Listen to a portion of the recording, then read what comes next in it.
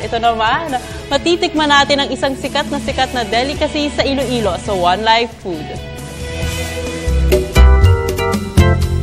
Good morning, boss!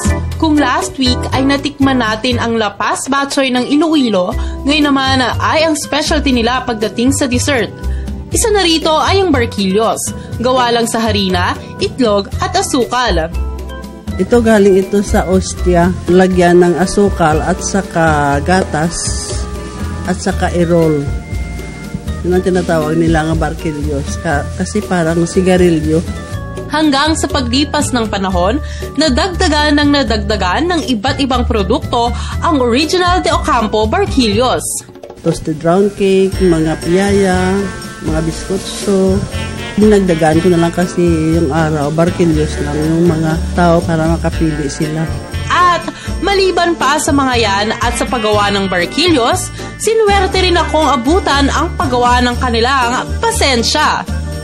Nakakatuwa dahil hindi rin sila madamot sa pag-share ng kanilang secret kung bakit parami ng parami ang customers nila. Pag gumawa ka, kailangan wag mo bawasan yung mga sangkap. Dagdagan mo lang, wag mo bawasan. Kaya naman para matikman ang iba't ibang offer ng De Ocampos, tunguhin lang ito sa Iloilo City. Carla Paderna for One Life.